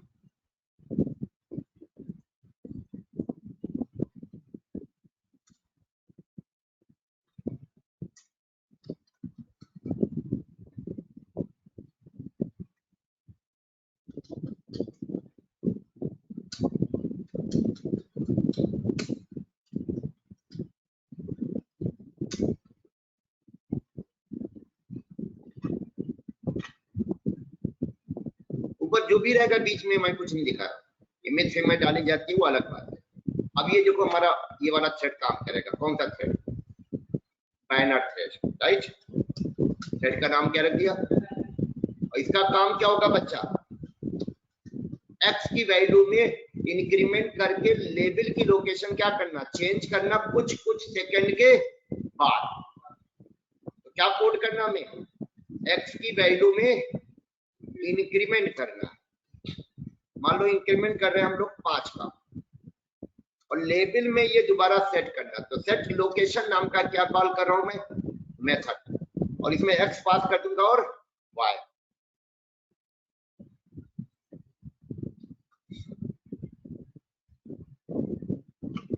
थोड़ा और फास्ट कर दे।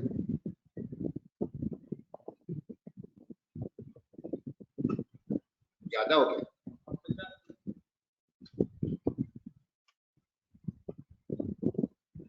ठीक है, अभी वापस लाने का कोड नहीं लिखा है, सिर्फ अभी माइनस का कोड नहीं, वो लॉजिक लगानी पड़ेगी। कब वापस हो? वापस लाना उसको तो लॉजिक लगानी पड़ेगी। और वापस कब हो? जब वो आखिरी में पहुंच जाए, है ना। 1200 पे नहीं, 1200 तो पहले एक्स होगा ना। अरे 1200 पे नहीं, जब यहाँ कहीं पहुंचे, यहाँ तो यहाँ पर एक्स कुछ और होगा। इसका विड्थ देख लो कितना मैंने रखा है लेबल का। लेबल का जो विड्थ रखा है 350। अगर मैं इसको 320 कर दूं तो क्या होता है? अभी काम कर रहा है। अगर मैं इसको 300 कर दूं तब क्या होगा? तब भी दिख रहा है। अगर मैं इसको 280 कर दूं तब भी दिख रहा है। अगर मैं इसको 250 कर दूं तब नहीं दिख रहा है। 260 70 पे दिखेगा।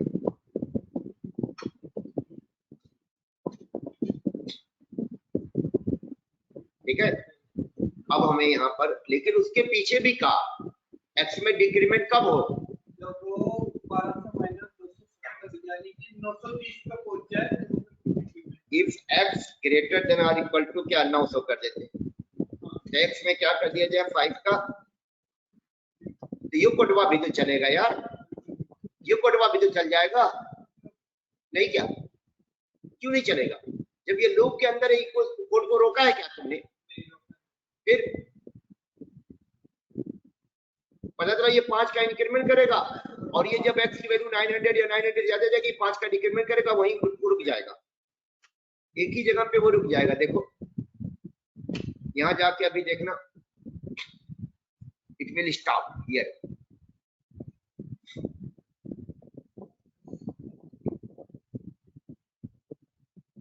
अरे वो इंक्रीमेंट कर रहा है और वो डिक्रीमेंट कर रहा है।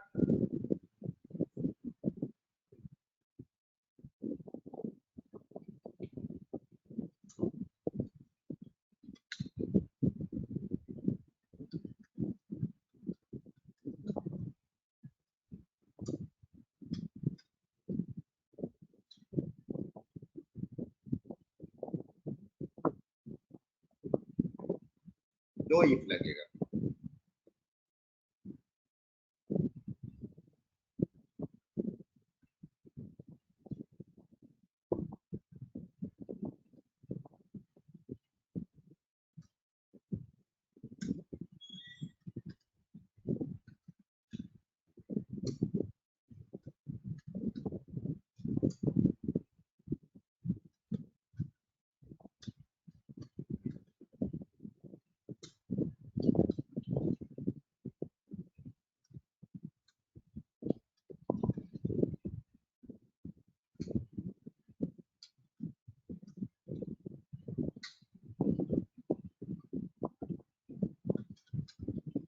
ये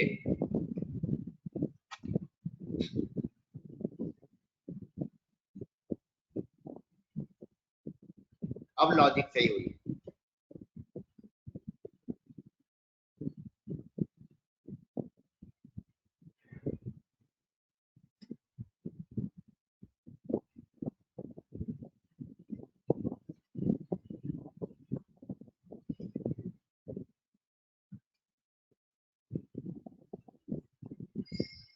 सब लॉजिकल है।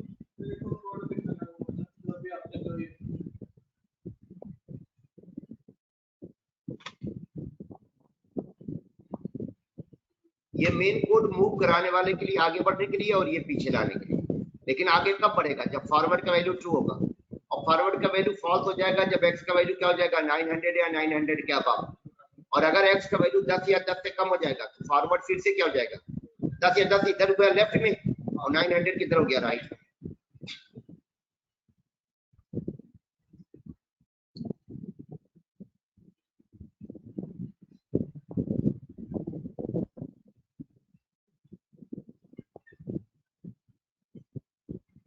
सब लॉजिकल है और इसमें बिना पिराने वाले कोड, कल वाले कोड से कोई लेना देना नहीं है। कल वाला कोड ये वाला ऊपर वाला कोड है, ऊपर वाले कोड से आपको क्या लेना देना, आपको इस कोड से मतलब। और ये प्योर लॉजिकल है बच्चा कि एक्स की वैल्यू में इंक्रीमेंट कब हो, जब तक फॉरवर्ड का वैल्यू क्या रहे, ट्रू। और फॉरवर्ड का वैल्यू कब तक ट्रू रहेगा, जब तक एक्स का वैल्यू 900 या 900 के अबव ना हो जाए। क्योंकि एक्स का वैल्यू 900 या 900 के अबव होगा तो फॉरवर्ड का वैल्यू क्या हो जाएगा, फॉल्स। और अगर एक्स का वैल्यू जब डिक्रीमेंट होगा तो एक्स का वैल्यू घटेगा, कभी कभी 10 या 10 से कम होगा, और 10 या 10 से कम होगा तो फॉरवर्ड फिर से क्या हो जाएगा, ट्रू हो जाएगा। ट्रू हो जाएगा तो फिर ये वाला कोड चलना शुरू कर देगा। ये वाला कोड किस लिए, आगे बढ़ाने के लिए, और ये वाला कोड किसके लिए, बैक करने के लिए, है ना। तो इस तरह की लॉजिक आपको इम्प्लीमेंट करना पड़ेगा, और कोशिश करेंगे तो ऐसा नहीं है कि ना हो। सर एक मिनट, ये वाला कोड पढ़ सकते हो? नहीं, व्हाट्सएप लिखा हो वो क्या है, व्हाट्सएप चलता रहता है, इसके लिए लैपटॉप नहीं होता। सारा कोड की सिर्फ इतना, ये वाला, ये वाला, यही वाला, इसमें कैसा चमत्कार हो गया, कोड तो सेम है यार।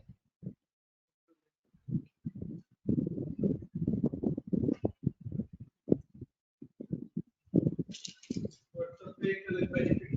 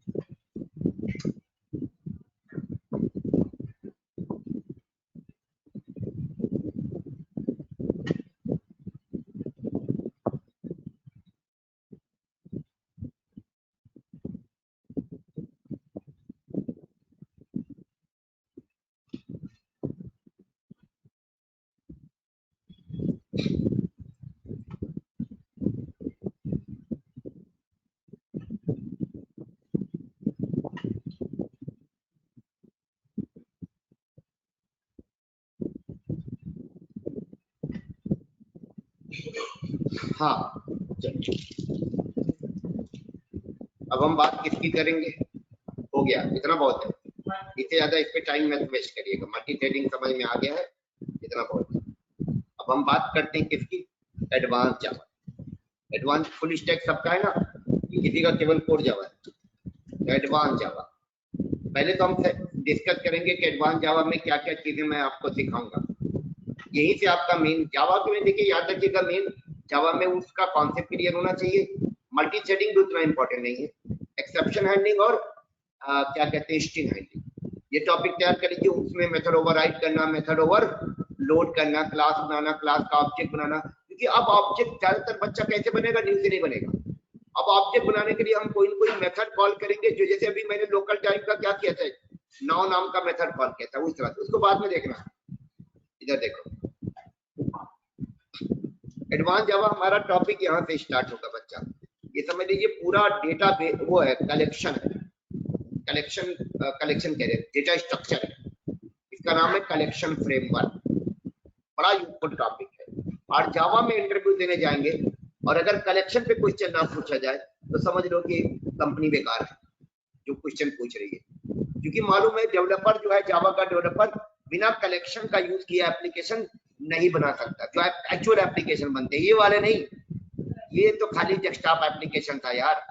जो वेब एप्लीकेशन मेन बनते हैं या एपीआई बनती है, एपीआई दो ही चीज बनती है, या तो वेब एप्लीकेशन या तो वेब एपीआई, और दोनों कलेक्शन के बिना पॉसिबल नहीं है। तो कलेक्शन फ्रेमवर्क की वही इंपॉर्टेंस है। तो पहला टॉपिक हमारा ये, इसमें छोटे छोटे कई चीजें होंगी, जेनेरिक्स होगा, ऑटो बॉक्सिंग, ऑटो अनबॉक्सिंग है, रैपर क्लासेस है, कई चीजें इसमें। कलेक्शन अपने आप में बहुत बड़ा है। इसके बाद आएगा जेडीबीसी। जेडीबीसी का फुल फॉर्म है जावा डेटाबेस कनेक्टिविटी, यानी जावा के प्रोग्राम को डेटाबेस से क्या करना है, यहाँ कनेक्ट कराना है। ये है परमानेंटली डेटाबेस में भी, और इसमें प्लस हम क्या सिखाएंगे आपको, एसक्यूएल भी सिखाएंगे, स्ट्रक्चर्ड क्वेरी लैंग्वेज। एसक्यूएल का फुल फॉर्म क्या है, स्ट्रक्चर्ड क्वेरी लैंग्वेज। ये दो चीजें इसमें कवर होंगी जेडीबीसी में। पहले एसक्यूएल करेंगे, फिर क्या करेंगे, जेडीबीसी, यानी हम आपको एसक्यूएल इंस्टॉल करवाएंगे इस तरह से, फिर यहाँ पर क्वेरी बनाना सिखाएंगे। अक्सर आजकल इंटरव्यू में पूछा जाता है ज्वाइन क्वेरी क्या होती है, फलाने क्या होती है, दिमाग के क्या होती है, जेडीबीसी होगा। इसके बाद थर्ड टॉपिक हमारा स्टार्ट होगा वेब डेवलपमेंट, यानी वेब एप्लीकेशन डेवलप करना। क्या डेवलप करना, डेवलपिंग व्हाट, वेब एप्लीकेशन। अच्छा, वेब एप्लीकेशन वो एप्लीकेशन होता है जो सर्वर पे रन करता है, जैसे आईआरसीटीसी। आईआरसीटीसी हमारा क्या है, वेब एप्लीकेशन है। फेसबुक जो आप यूज करते हैं वो क्या है, वेब एप्लीकेशन। तो जो सर्वर पे रन करता है, अभी तक हमारा प्रोग्राम कहाँ रन करता था, इसी कंप्यूटर पे। रन कराने के लिए ऑपरेटिंग सिस्टम हेल्प करता था, लेकिन अब वहां रन कराने के लिए सर्वर हेल्प करेगा। वेब डेवलपमेंट में क्या क्या चीजें मेन सीखेंगे आप, थोड़ा मोड़ा एचटीएमएल होगा फ्रंट एंड के लिए, सीएसएस हो जाएगा कैस्केडिंग स्टाइल शीट, फिर आपका जेएस हो जाएगा जावा स्क्रिप्ट, और सीएसएस क्या होता है, कैस्केडिंग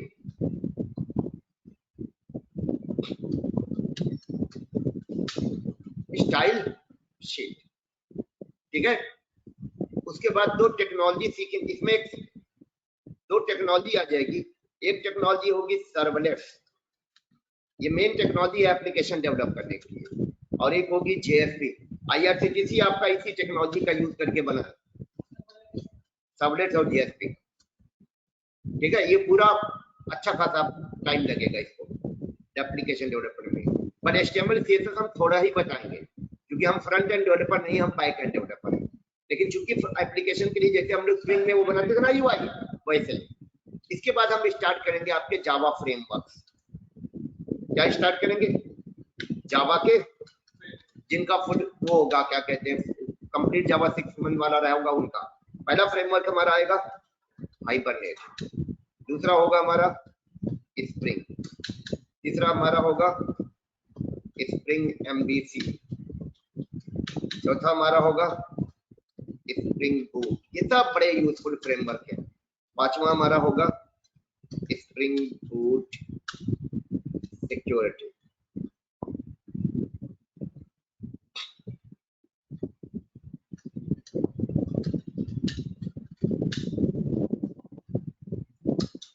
फिर आ जाएगा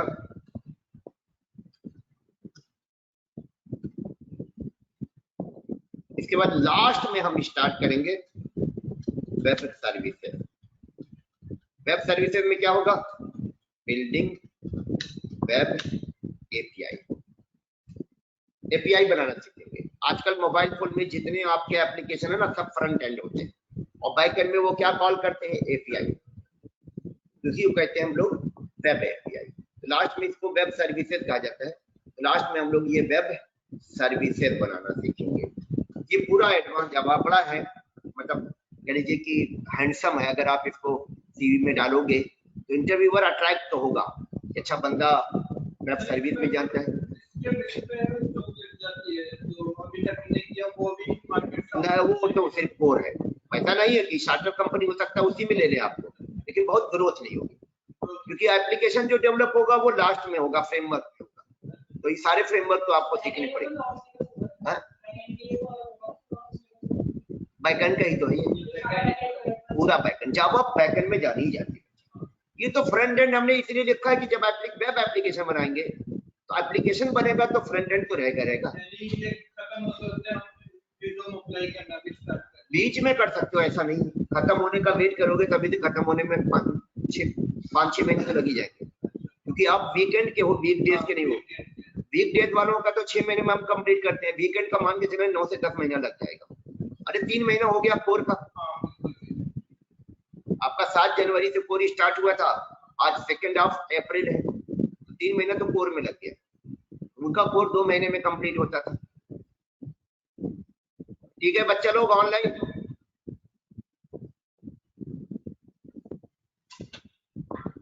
इसका चाहे तो मैं भेज दूंगा वैसे आप लोगों को, ये चीजें आप लोग क्या करें।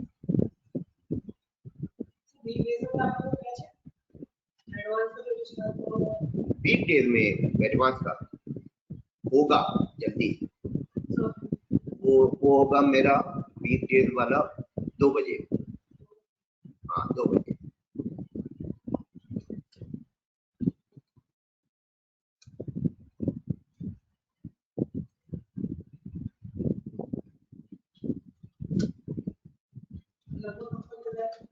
क्या ये कि वो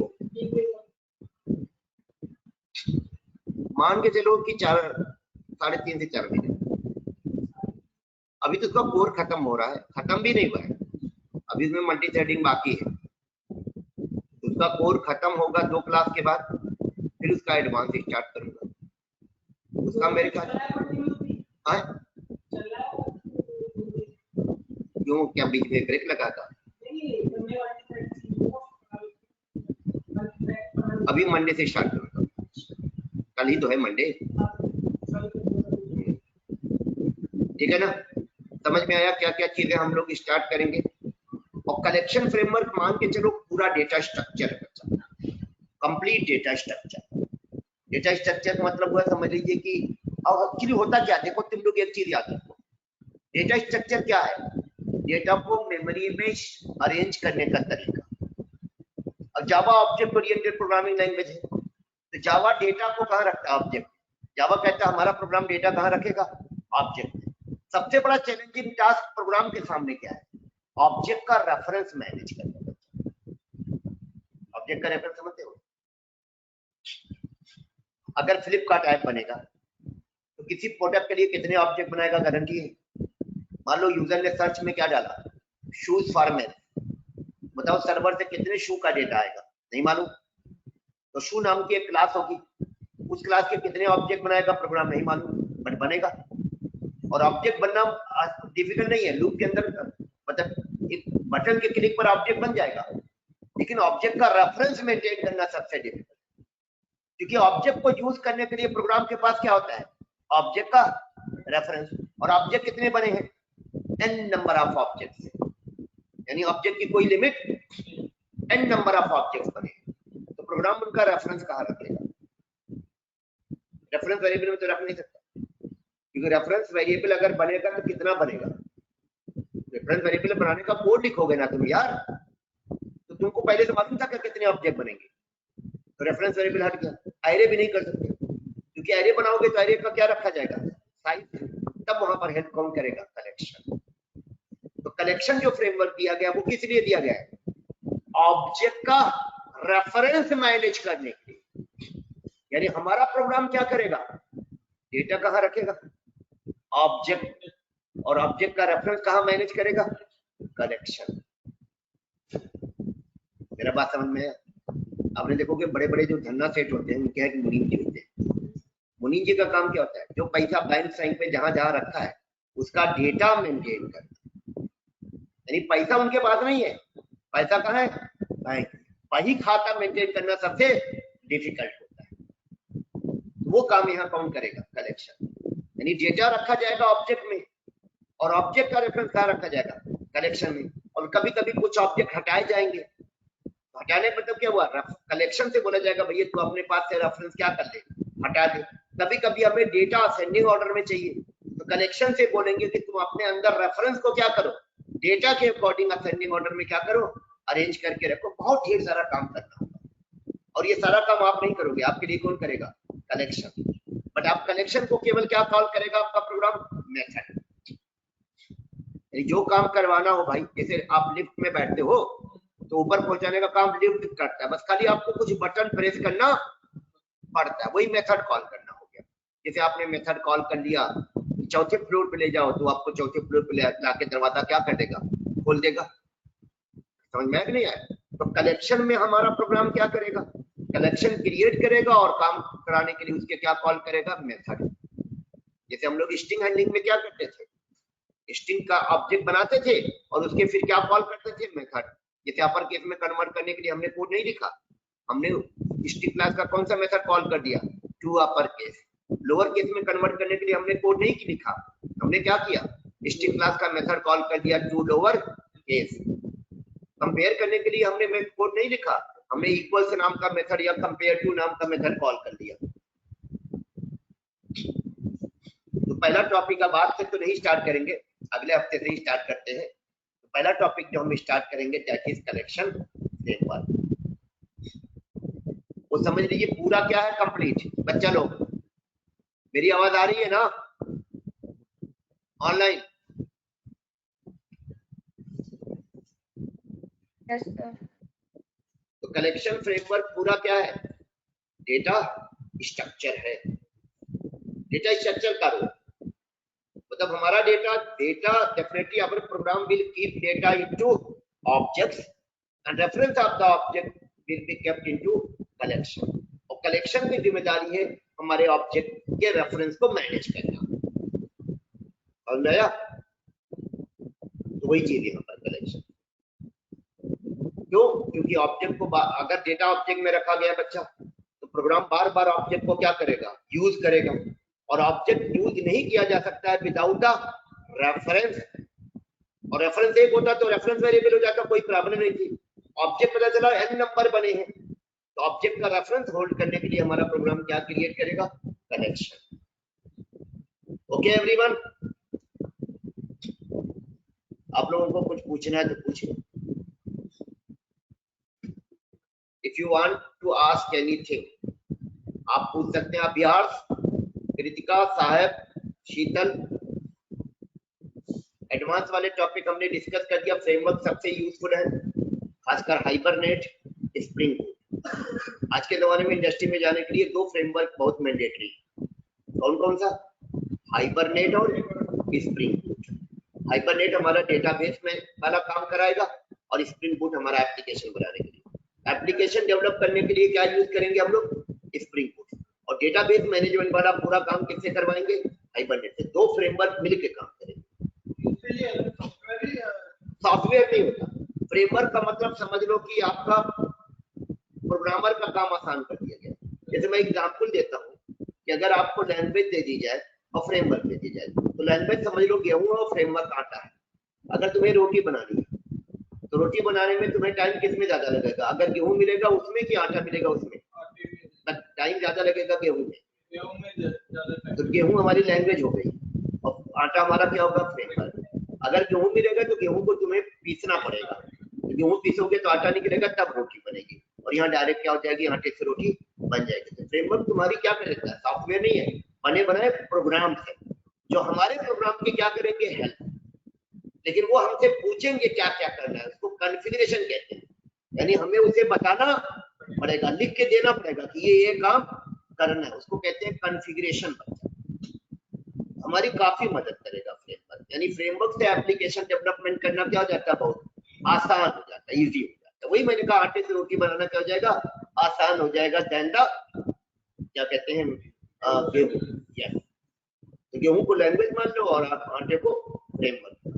यानी फ्रेमवर्क एक तरीके से कहिए बने बनाए क्या है, प्रोग्राम। उनकी जार फाइल होती है बच्चा। जार फाइल हमें अपने प्रोजेक्ट में क्या करना पड़ता है, ऐड।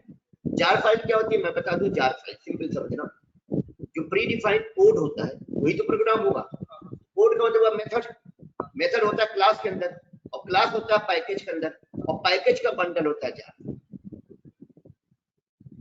यानी हमारा प्रोग्राम अगर किसी दूसरे के मेथड को कॉल करेगा, हमारे प्रोग्राम के पास क्या होना चाहिए, उसकी जार फाइल। यानी हमें अपने प्रोजेक्ट में वो जार फाइल ऐड करना पड़ेगा। अभी तक हम जो बने बनाए कोड यूज कर रहे थे वो जावा के यूज कर रहे थे, और जावा की जार फाइल ऑलरेडी जावा वाले हमारे प्रोजेक्ट में डाल देते हैं। यानी जब भी कोई जार, देखो ये जावा की जार फाइल खुद की है, सी ड्राइव में जाओ, प्रोग्राम फाइल्स ये है, प्रोग्राम फाइल, इसके अंदर जावा, इसके अंदर जेडीके, इसके अंदर जेआरई, इसके अंदर लिब मतलब लाइब्रेरी, ये हमारी लाइब्रेरी है, यही जार। ये लास्ट वाली देखना जो मैंने हाईलाइट किया, नाम क्या है, इसी में पूरा क्लासेस हैं जितनी भी हमने जो मल्टी थ्रेडिंग के लिए क्लास यूज की है, thread class, runnable interface, system class, object class, swing वाला सारा इसी में। इसको अगर एक्सट्रैक्ट करोगे, ये जार फाइल है मतलब जिप फाइल है, इसको एक्सट्रैक्ट करोगे तो अंदर से क्या निकलेगा, पैकेज, एक नहीं कई 100 पैकेज, और पैकेज को ओपन करोगे तो अंदर से क्या मिलेगा, क्लास फाइल, और क्लास के अंदर क्या होता है, मेथड्स होते हैं। ठीक है, यानी ये जितनी भी जार फाइलें हैं सबके अंदर पैकेज है, और पैकेजेस के अंदर क्या होंगे, एक पैकेज के अंदर ढेर सारी क्या है, क्लास, और एक क्लास के अंदर ढेर सारे क्या है, मेथड्स, और हमारा प्रोग्राम उन्हीं मेथड्स को क्या करता है, कॉल करता है काम करने के लिए। अभी तक जो हम लोग मेथड कॉल करते थे या क्लास यूज करते थे वो जावा वाले यूज करते थे, अब हम किसी और की यूज करेंगे, थर्ड पार्टी। वो तो हमारा आगे समझाएंगे कैसे आएगा। जैसे अभी हम जेडीबीसी पढ़ेंगे ना, जब जेडीबीसी, अभी जो कलेक्शन है उसकी भी सारा कोड जावा वाला होता है, लेकिन जब जेडीबीसी करेंगे तो फिर डेटाबेस वाले देंगे हमको जार फाइल, जिनका डेटाबेस यूज करेंगे। अगर MySQL यूज करेंगे तो MySQL वाले हमें कोड देंगे, लो आप हमारा कोड यूज करिए, हमारे डेटाबेस को यूज, उनका डेटाबेस है तो उन्हीं के कोड से तो यूज होगा। क्लियर है बच्चा लोग? तो चलिए आज की क्लास ओवर करते हैं, मिलते हैं आप लोगों से कब, Saturday by the new topic collection framework. Okay.